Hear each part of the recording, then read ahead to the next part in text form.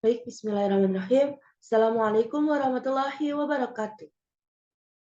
Puji syukur kehadirat Allah, Tuhan semesta alam yang masih memberikan kita nikmat sehat, sehingga kita masih dapat melaksanakan pembelajaran kali ini dalam membahas studi kasus dari materi kompetensi pedagogik dalam mata kuliah profesi kependidikan.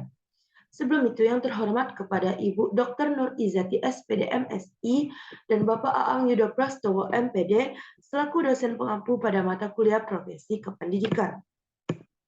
Kami dari kelompok 4 yang beranggotakan saya Dinda Firlawati dengan NIM 200302018 dan rekan saya Nia Kurniawati dengan NIM 200302058 dan rekan saya Sophia dengan NIM 200302063 yang akan membahas tadi kasus kali ini dalam kasus yang kedua.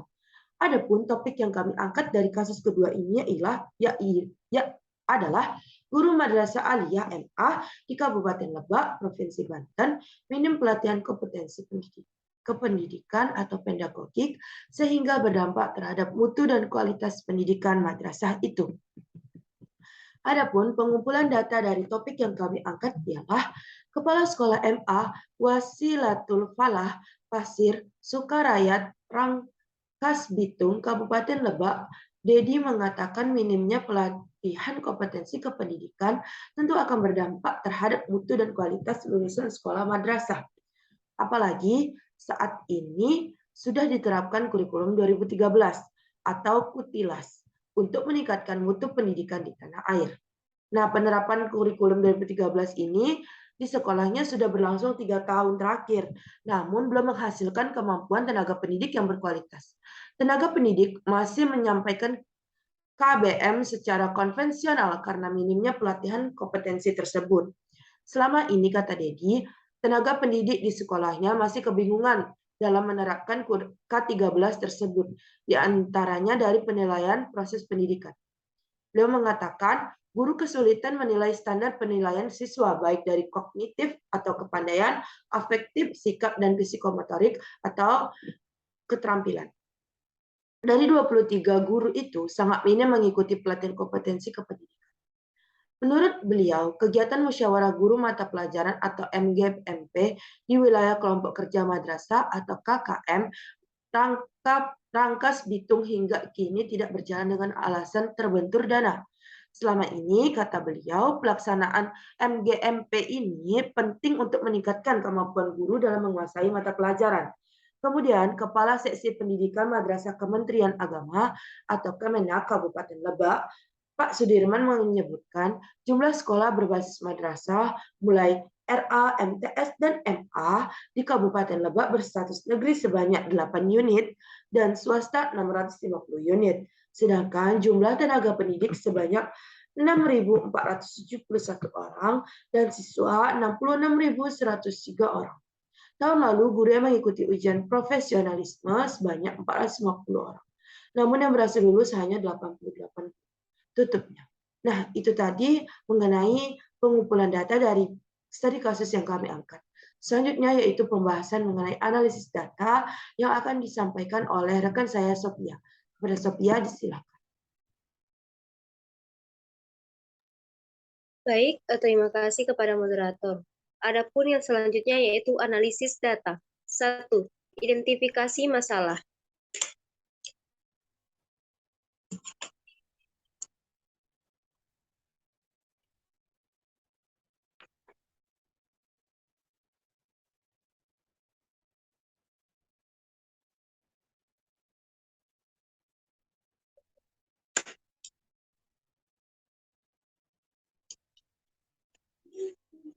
Identifikasi masalah. Rendahnya kompetensi pedagogik guru akibat minimnya pelatihan kompetensi pedagogik menjadi salah satu penyebab rendahnya mutu dan kualitas pendidikan di Indonesia. Yang kedua, analisis penyebab. Rendahnya tingkat kompetensi pedagogik guru disebabkan oleh beberapa faktor, yaitu A. Kesalahan metode rekrutmen guru. Sejak diberlakunya otonomi daerah, rekrutmen guru PNS menjadi kewenangan daerah. Kebijakan ini berpotensi negatif terhadap menurunnya kualitas guru.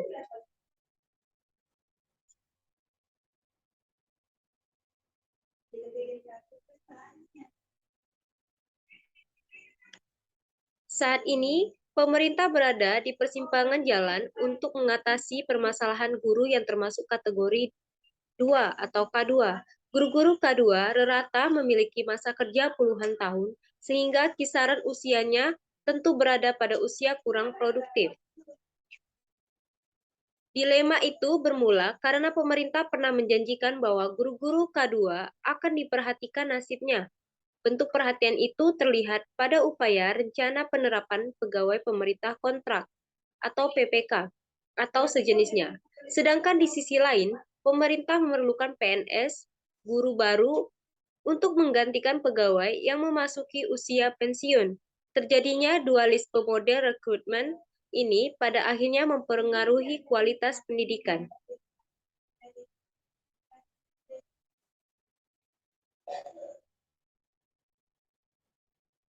B. Minimnya pendidikan. Pemerintah masih teramat sedikit mengalokasikan anggaran untuk beasiswa pendidikan. Kondisi ini menyebabkan minimnya guru yang berasal dari jenjang pasca sarjana. Jika guru berkenan meneruskan jenjang pendidikannya, itu semata berasal dari kesadaran pribadinya. Guru yang memiliki kesadaran itu masih teramat sedikit, bahkan terbilang langka. Pemerintah memang memiliki kepedulian dengan memberikan beasiswa unggulan, BU Kemendikbud. Sayangnya, kebijakan ini dapat dikatakan kebijakan salah sasaran karena justru guru-guru pintar dan berprestasi yang diberikan BU. Selain itu, guru pun mengalami kesulitan untuk menembus birokrasi BU.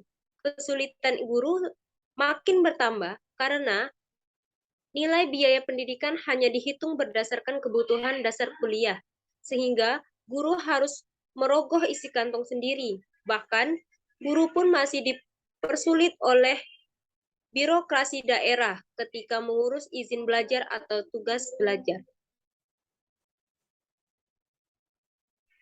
C. Minimnya pelatihan. Dalam setahun, rata-rata guru Indonesia hanya diberikan 2 kali pelatihan. Bahkan, pelatihan-pelatihan itu pun masih terbatas bagi guru dengan mata pelajaran tertentu. Kondisi makin memprihatinkan lagi karena sekolah dan atau dinas pendidikan sering menunjuk guru-guru tertentu yang sebenarnya sudah memiliki jam terbang pelatihan cukup tinggi.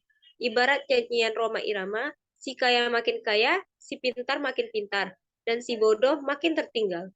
Bahkan kegiatan musyawarah guru mata pelajaran atau MGMP pun tidak berjalan dengan baik akibat terkendala dana atau biaya. Padahal pelaksanaan kegiatan MGMP sangat penting untuk meningkatkan kemampuan guru dalam menguasai mata pelajaran tertentu dan harus diakui bahwa pendidikan lanjutan dan pelatihan dapat mengubah mindset guru. D. Ketidakpastian jaminan karir.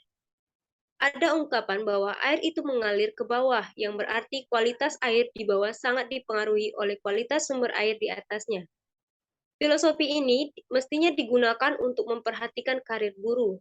Banyak sekali guru berprestasi tidak diperhatikan karirnya. Pengangkatan kepala sekolah, pengawas sekolah, dan pejabat pendidik sering diwarnai oleh beragam kebijakan kontraproduktif dengan tujuan pendidikan. Kondisi di atas menyebabkan guru-guru berprestasi sulit untuk berkembang. Prestasinya hanya berguna di lingkup terkecilnya, yaitu diri dan muridnya. Di sekolah, guru berprestasi tentu malu jika menyampaikan beragam ide kepada sesama guru atau pimpinannya. Tentu kondisi ini perlu disesali karena seharusnya prestasinya itu dapat ditularkan kepada lingkungan yang luas. Virus prestasi itu akan mudah menyebar jika guru berprestasi memiliki jabatan atau kewenangan untuk mempengaruhi lingkungan. Baiklah, demikian penjelasan dari saya. Selanjutnya saya serahkan kepada moderator. Baik, terima kasih kepada Sophia. Selanjutnya itu pembahasan mengenai solusi atau perbaikan yang akan kami berikan untuk studi kasus kali ini, yang akan disampaikan oleh rekan saya Nia Kurniawati. Kepada Nia, disilakan.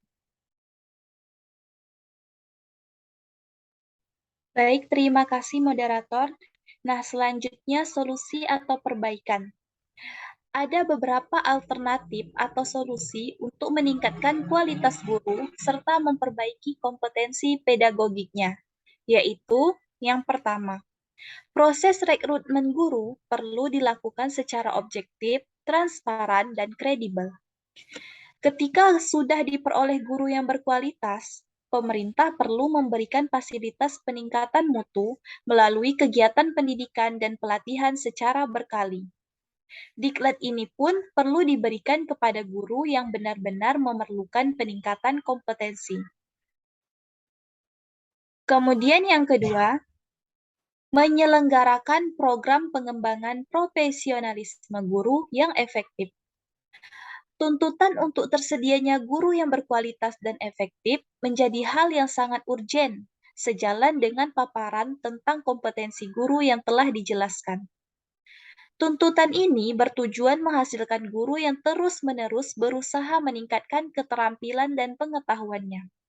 Salah satu solusi yang ditawarkan adalah menyelenggarakan program pengembangan profesionalisme guru. Program ini umumnya dilaksanakan dalam bentuk seminar atau workshop dalam waktu beberapa hari dan sifatnya adalah satu arah. Program-program tersebut sebaiknya fokus pada mata pelajaran yang diajarkan guru di kelas, memberikan guru pemahaman yang jauh lebih dalam tentang mata pelajaran yang diajarkan, serta memberikan strategi untuk mengajarkan mata pelajaran tersebut, khususnya yang bersifat praktis sehingga mudah diterapkan. Selanjutnya, Dinas Pendidikan harus memastikan bahwa kegiatan musyawarah guru mata pelajaran atau yang dikenal dengan MGMP terlaksana dengan baik dan diadakan secara rutin untuk meningkatkan kemampuan guru dalam menguasai mata pelajaran tertentu. Solusi berikutnya yakni dengan melibatkan guru dalam program pengembangan profesionalisme. Pengembangan profesionalisme harus melibatkan guru dan memperhatikan kebutuhan setiap guru yang tentunya berbeda-beda. Pelatihan-pelatihan untuk mengembangkan profesionalisme sebaiknya tidak hanya didasarkan pada meningkatkan kualitas guru semata, tapi memperhatikan guru sebagai pihak yang terlibat dan berperan aktif di dalamnya. Kemudian, peningkatan kompetensi melalui program sertifikasi guru. Sertifikasi pendidik atau guru dalam jabatan akan dilaksanakan dalam bentuk penilaian portofolio. Penilaian portofolio merupakan pengakuan atas pengalaman profesional guru dalam bentuk kumpulan dokumen yang mendeskripsikan antara lain kualifikasi akademik, pendidikan dan pelatihan, pengalaman mengajar, perencanaan dan pelaksanaan pembelajaran, penilaian dari atasan dan pengawas, prestasi akademik, karya pengembangan profesi, keikutsertaan dalam forum ilmiah, pengalaman organisasi di bidang kependidikan dan sosial, serta penghargaan yang relevan dengan bidang pendidikan. Nah, guru yang telah memenuhi penilaian portofolio akan dinyatakan lulus dan mendapat sertifikat pendidik. Sedangkan yang belum lulus akan mengikuti serangkaian kegiatan untuk melengkapi portofolio, serta mengikuti pelatihan-pelatihan sesuai dengan persyaratan yang harus dipenuhi oleh penyelenggara sertifikasi. Solusi berikutnya yakni peningkatan kompetensi guru melalui pelatihan penggunaan teknologi digital. Pentingnya integrasi teknologi dalam penyelenggaraan proses belajar mengajar untuk meningkatkan interaksi antara guru dan siswa, serta meningkatkan daya tarik pembelajaran.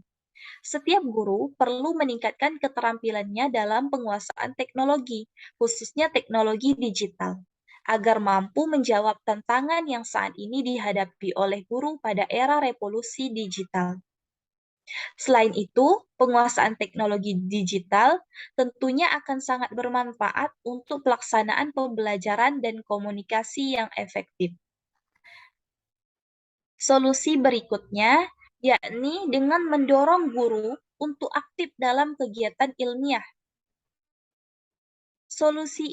Solusi lain yang dapat ditambahkan adalah mendorong guru untuk mengikuti seminar dan forum ilmiah yang diselenggarakan oleh berbagai perguruan tinggi dan institusi.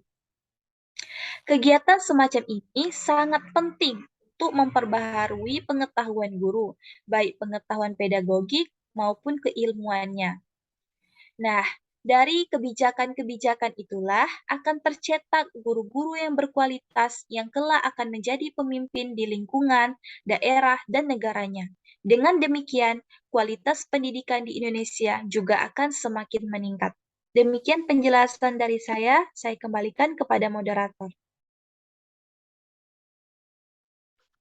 Baik, terima kasih kepada Nia Kurniawati yang telah membahas mengenai perbaikan dari studi kasus yang kita angkat kali ini. Nah, itu tadilah pembahasan studi kasus dari kelompok kami. Lebih dan kurangnya mohon dimaafkan dan mohon maaf bila ada salah kata dalam penyampaian, dan terima kasih atas segala perhatian. Saya akhiri billahi taufiq wal hidayah. Assalamualaikum warahmatullahi wabarakatuh.